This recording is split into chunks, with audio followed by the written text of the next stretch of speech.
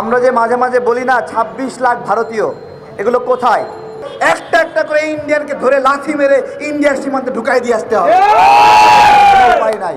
শুধু তাই নয়, মংলা বন্দরে যেতে হবে আমাদেরকে, আমাদের অনেক কাজ। চট্টগ্রাম বন্দরে যেতে হবে, যেখানে যেখানে ইন্ডিয়ানদের ঢুকেছে সেখানে সেখানে। যেই ফেনী চট্টগ্রাম মিরসরাইয়ে ইকোনমিক জোন দিয়েছে শেখ হাসিনা, আমি একটা শেখ হাসিনাকে জিজ্ঞাসা করছি, আপনি কি এই বাংলাদেশের সন্তান এরকম সাংঘাতিক কাজ করলেন? কিভাবে করলেন? আমরা কি পারবো ইন্ডিয়ার যে চিকেন নেক রয়েছে সেখানে গিয়ে একটা ইকোনমিক জোন বানাতে? যেই বিমানবন্দর ভারতের সীমানার কাছাকাছি সেই বিমানবন্দরগুলো বন্ধ করে দেওয়া হয়েছে। তাহলে এটা দেশ বাংলাদেশ নাকি ভারতের একটা অঙ্গরাজ্য? আমি জিজ্ঞাসা করছি যে ভারতের স্বার্থের কারণে আমার বিমানবন্দরগুলো বন্ধ রাখতে হবে। যে ফেনী, নোয়াখালী এবং এই যে চট্টগ্রাম, যে এখানে economic zone, Indian economic zone, যারা ভাবেন এইখানে ইন্ডিয়া এসে কারখানা স্থাপন করবে, বাংলাদেশের অর্থনীতি সচল করবে, ভুল রাজ্যে আছেন। ইন্ডিয়া কখনো এটা করবে না। শেখ হাসিনা ২০১৫ সালে বাংলাদেশের যে সংকটময় জায়গা ফেনী এবং চট্টগ্রামের মিরসরাই মাঝামাঝি, এটাকে বাংলাদেশের চিকেন নেক বলা হয়। এই সংকটময় জায়গায় প্রায় ৯০০ একর জায়গা দিয়েছে। ধরতে পারেন ঢাকা বিশ্ববিদ্যালয়ের বড় একটা এরিয়া আমরা দেখি না, এর ৩-৪ গুণ বেশি এরিয়া দিয়েছে, ভারতকে দিয়েছে। আচ্ছা, এই জায়গাটা যে সংকটময় আমরা সবাই জানি না, এটা জানি না। এইখানে শেখ হাসিনা জায়গাটা কেন দিল আমাদের প্রশ্ন।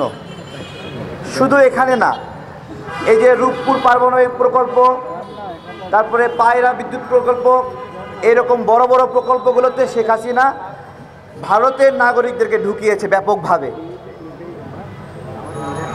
আমরা যে মাঝে মাঝে বলি না ২৬ লাখ ভারতীয়, এগুলো কোথায়? আখাউড়া যে সড়ক সংযোগ, এইটাতে কোনো বাংলাদেশি নাগরিক কাজই করে নাই। সমস্ত কর্মী নিয়ে আসা হয়েছে ভারত থেকে, এবং শেখ হাসিনা যেদিন পালায় যায়, এই সকল ভারতীয়রা কি যেন অজানা কারণে এরাও পালায় যায়। আমার প্রশ্ন হলো, শেখ হাসিনা যেদিন পালায় গেল সেদিন ভারতীয় কর্মী এবং ভারতীয় শ্রমিকরা কেন পালায় গেল? সম্পর্কটা কি?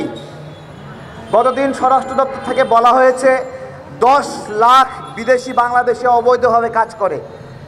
এটা কি আমেরিকানরা অবৈধভাবে কাজ করে? রাশিয়ানরা কাজ করে? কারা কাজ করে? ভারতীয়রা কাজ করে। দেখেন, ১০ লাখ ভারতীয় বাংলাদেশে অবৈধভাবে কাজ করে, এর অর্থ কি? অবৈধভাবে কাজ করলে কি হয়?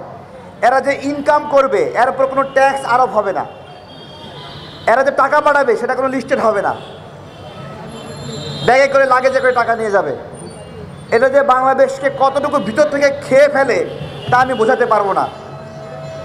ফেনীতে যে ৯০০ একর জায়গা দিয়েছে এবং চট্টগ্রাম বন্দরের এখানে ১১০ একরের মতো জায়গা দিয়েছে শেখ হাসিনা ভারতকে, এইখানেই শেষ নয়, এখানে অনেক অবৈধ ইন্ডিয়ানরা অবস্থান করছে। তারা বাংলাদেশি পরিচয়ে দ্বিগুণ তিনগুণ দাম দিয়ে জমি কিনছে। আমার কথা হলো যে দ্বিগুণ তিনগুণ দাম দিয়ে জমি কেনার অর্থ কি? কেন ভারতীয়রা দ্বিগুণ দাম দিয়ে এখানে জমি কিনছে? আমরা যারা তাদের কাছে দ্বিগুণ দাম পেয়ে লোভে বিক্রি করছি, নিজের মাতৃভূমিকে কতটা বিপদে ফেলছি আমরা কি খেয়াল করেছি? আমরা খেয়াল করিনি। আমরা একটা ফেস্টুন বানিয়েছি ফেনীতে, আমরা একটা স্থায়ী সেনাবাহিনী চাই, সেনা ঘাঁটি চাই, সামরিক ঘাঁটি চাই।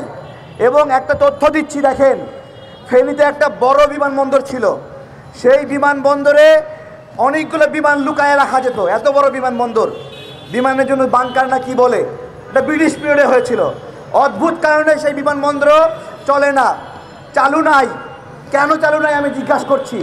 এবং এই বিমানবন্দর যেন কোনো দিন চালু না হয় সেই জন্য বিমানবন্দরের মাঝখানে একটা কলেজ স্কুল স্থাপন করা হয়েছে। আজীবনের জন্য মৃত ঘোষণা করা হয়েছে বিমানবন্দরকে। আমার প্রশ্ন হলো, তদন্ত করতে হবে এইটাও ভারতের সেই আগ্রাসনের ষড়যন্ত্রের শিকার কিনা। শুধু তাই না, কুমিল্লা বিমানবন্দর, এই বিমানবন্দরের মাঝখানে কুমিল্লা ইপিজেড করা হয়েছে যাতে করে কোনোদিন এই বিমানবন্দর চালু না হয়। এমনইভাবে পরিত্যক্ত ঘোষণা করা হয়েছে লালমনিরহাট বিমানবন্দর।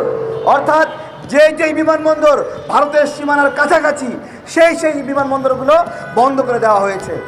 তাহলে এটা দেশ বাংলাদেশ নাকি ভারতের একটা অঙ্গরাজ্য? আমি জিজ্ঞাসা করছি যে ভারতের স্বার্থের কারণে আমার বিমানবন্দরগুলো বন্ধ রাখতে হবে। প্রিয় ভাইয়েরা, আজকে যে বিষয় নিয়ে আমরা কথা তুলেছি যে ফেনী, নোয়াখালী এবং এই যে চট্টগ্রাম, যে এখানে economic zone, Indian economic zone, যারা ভাবেন এইখানে ইন্ডিয়া এসে কারখানা স্থাপন করবে, বাংলাদেশের অর্থনীতি সচল করবে, ভুল রাজ্যে আছেন। ইন্ডিয়া কখনো এটা করবে না, কখনোই করবে না। বরঞ্চ এই অঞ্চলটাকে তাদের নিয়ন্ত্রণের একটা জায়গা বানিয়ে ফেলেছে। তাদের যে ত্রিপুরা এই অঞ্চলটা রয়েছে, এই অঞ্চলের জন্য তাদের একটা অ্যাক্সেস পয়েন্ট দরকার। শেখ হাসিনা রাস্তা দেওয়ার বদলে পুরা জমি, মাঠ সহ সব কিছু দিয়ে দিয়েছে এখানে। আজকে একটা জিজ্ঞাসা করি, রাঙ্গামাটি থেকে শুরু করে সিলেট পর্যন্ত মাত্র 45 কিলোমিটার দূরত্ব। এই 45 কিলোমিটার দূরত্ব দেখেন ইন্ডিয়া আমাদেরকে দেয় নাই যে এদিকে রাস্তায় গেলে 45 কিলোমিটার। যদি ঘুরে যেতে হয় চট্টগ্রাম দিয়ে রাঙ্গামাটি থেকে 400 কিলোমিটার যেতে হয়, 400 কিলোমিটার।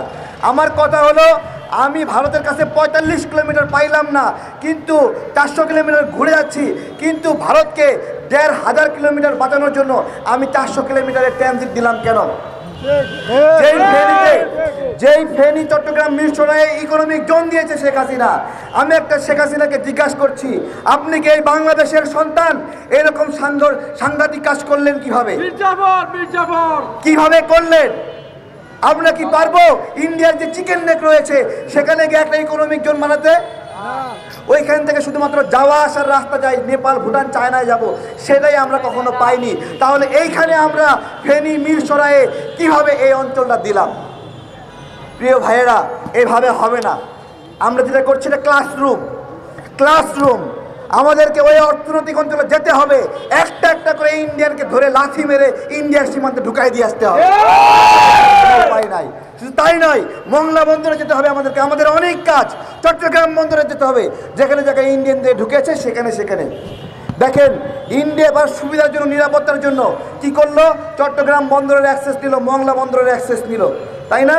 অথচ এখানে ভুটান, নেপাল রয়েছে, তারা দীর্ঘদিন বলেছে তারা একটু বাংলাদেশের চট্টগ্রাম বন্দর ব্যবহার করে, মংলা বন্দর ব্যবহার করে তাদের দেশে মালামাল দিবে। ইন্ডিয়াকে অনুরোধ করেছে, বাংলাদেশকে অনুরোধ করেছে, ইন্ডিয়ার কাছ থেকে সেই অনুমোদন নিতে পারেনি। তাহলে ইন্ডিয়া কোনোদিন কাউকে দেবে না, শুধুমাত্র নিজেরাই নেবে। আমরা এই নীতিকে কতটুকু সমর্থন করতে পারি? একবারে না। সোজাসুজি আমাদের হিসাব করার সময় এসেছে। ক্ষমতায় আছে ইউনূস স্যার, গতকালকে ইউরোপীয় ইউনিয়নের সকল দেশের প্রতিনিধিকে নিয়ে বসেছে। এর আগে শেখ হাসিনা যখন ক্ষমতায় ছিল, ভারত ইউরোপীয় ইউনিয়নের প্রতিনিধিদেরকে নিয়ে বাংলাদেশের বিরুদ্ধে ষড়যন্ত্র করে ভারতে মিটিং করেছিল। ইউনূস স্যারকে ধন্যবাদ জানাই।